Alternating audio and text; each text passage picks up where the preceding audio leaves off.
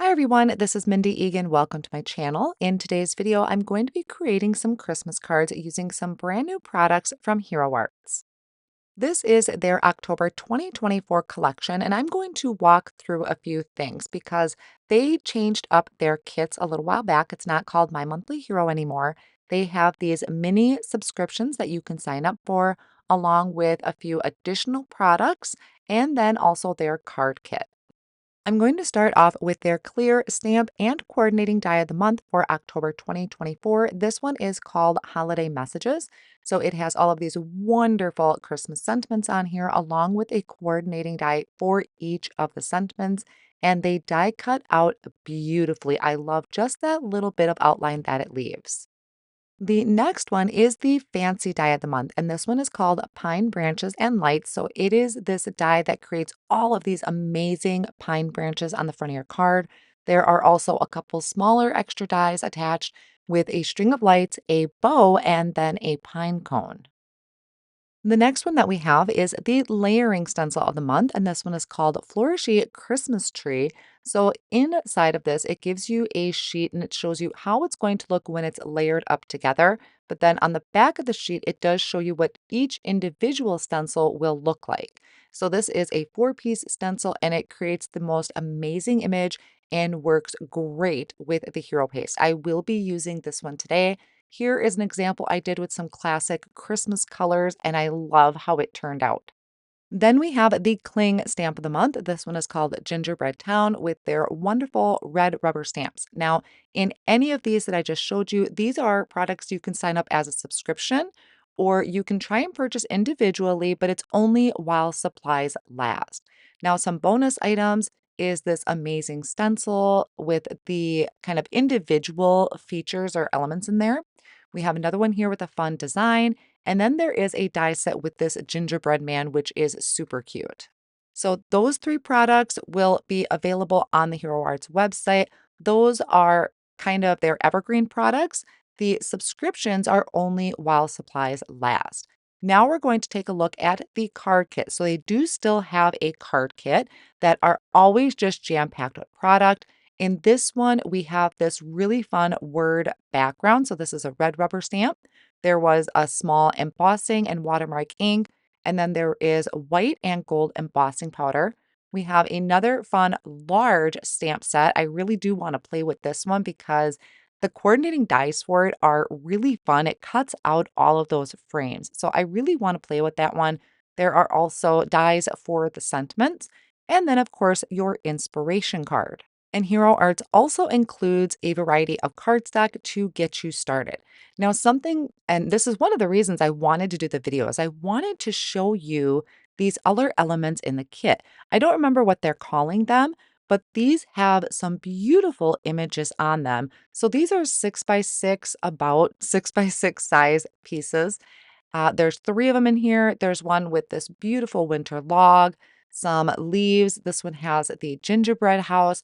And then there are some kind of individual elements here of, you have some holly and leaves and branches, poinsettias.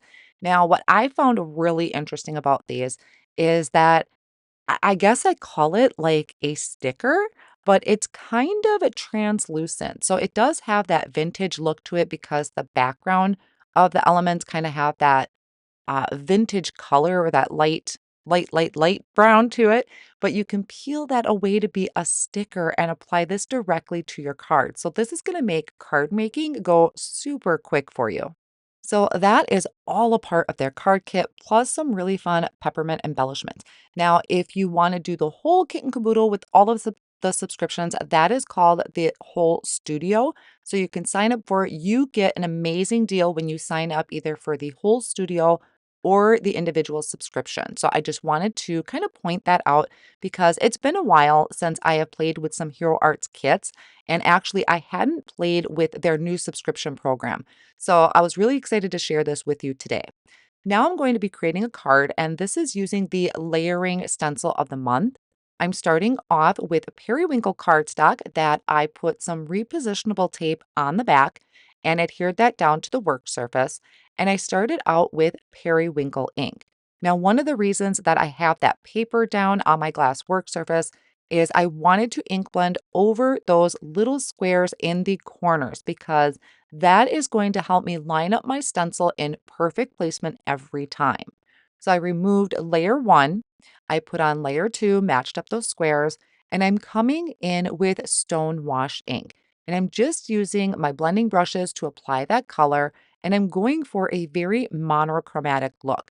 This might be one of my favorite cards that I had created out of this, and I don't know if it's because of the blues or this finishing touch that I'm going to be adding. So the third layer of the stencil here, I am coming in with Nautical Ink, still one of my all-time favorites from Hero Arts. Now, the fourth layer of the stencil, I am using White Pearl Hero Paste. I haven't dug this out for a while, so I'm just taking some or scooping some out of the jar, and then I'm going to apply that over the open areas of the stencil. I'm using one of their new palette knives, so it has a wider kind of base to it to smooth it out.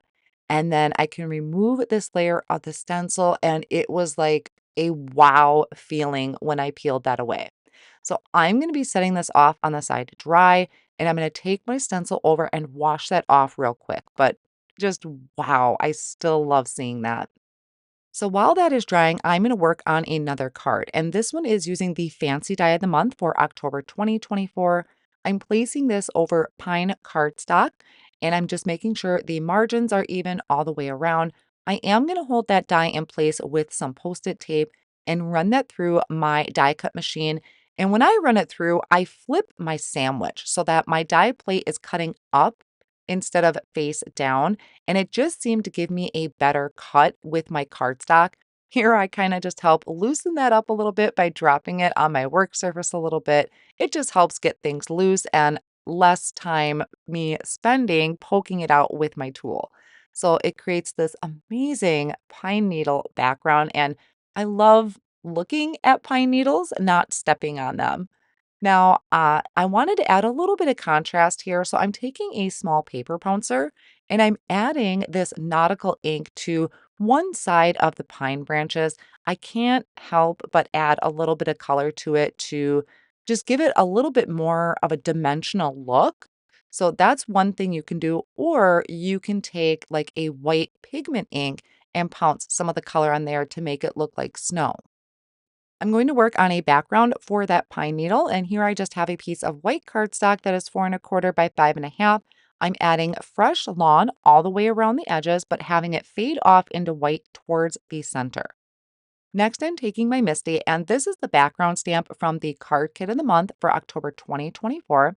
I removed the foam insert of my MISTI, placed my stamp down so I could pick that up with the door, and then I'm taking my cardstock that I just blended, put some repositionable tape on the back, and I'm placing this over my background, really keeping an eye on those letters because I want that text to be straight. And then I closed my MISTI backwards so that I could pick that up with the bottom of the MISTI. And now that cardstock is in perfect placement for me. I'm bringing in that Fresh Lawn ink once again, kind of stamping it around the edges and not really so much in the center. And then I'm going to dab up some of that ink with a paper towel. My idea was to have it be darker around the edges and having it fade off towards the center because that's where my highlight area is going to be. And that worked out perfect. So if you ever want to try that, just grab a paper towel. But I did want to have a little bit of text showing. So I inked it up again in the center there. And then I'm taking that paper towel and just really picking up some of that ink. You could also stamp that off on a piece of scratched cardstock to do second generation stamping if you prefer. I'm taking that same piece of cardstock and I'm going to go around the edges once again, but this time with the pine ink. So this is just going to have it be a little bit darker, adding a little bit more contrast to that background. Most of the edges will get covered up with the border from my cover plate die. You can see when I line it up, but it just really creates a nice effect of drawing your eye into the center. So before I attach that, I'm bringing in some of this gold glimmer metallic ink, added a drop or two of water, and I'm splattering my background with that. So I'm going to have a little bit of gold shimmer peeking through my pine branches. Now, this is the individual pine cone that was included in the Fancy Die of the Month. I die cut it from a Cup of Joe cardstock, and I'm adding shading to it using Espresso Ink. Now I can go ahead and add my background piece. So I added liquid glue all the way around the edge, and then I also added it to the main portion of the pine branch, not every single needle, just kind of the main stem of each of them. And then I can press that down. I'll hold my hand on it for a few seconds to make sure it's really adhered to the cardstock. And then I can bring in the pine cones, which I'm popping up with some thin foam squares. The other thing I wanted to do was add white splatters. I thought about doing this to just the background, but if I'm going to create this look of snow, I want to add it to the pine needles too. So I'm using the white acrylic spray from Hero Arts. I just put some on my work surface, added only a drop of water. The more water you add, the less white it's going to be. It's going to look more translucent the more water you add. So I didn't want to add a ton of water to that. I splattered it, added a sentiment from the clear Stampin' Die of the Month for October 2024, and then I just set something heavy on that for a second. Now, these are the other two cards I created. One I did off screen, one I did here for you in the blues. And I'm also adding a sentiment off of that clear Stampin' Die of the Month for October. I stamped it in black ink. I die cut it multiple times from white cardstock to give the sentiment some dimension to the front of the card. So that is my finished pine cone card front that I will add to a side folding card base later on. Here is the coloring layering stencil kind of done in that more traditional colors. And actually I used gold hero paste for the last layer on that one. And then this is the one with the white pearl paste on that blue cardstock. I really love it. I would love to hear what your favorite is out of these three cards. Let me know down in the comments. I'm also going to have a link to all of the supplies used today down in the video description and over on my blog. Thank you all so much for joining me today, and I'll see you again soon.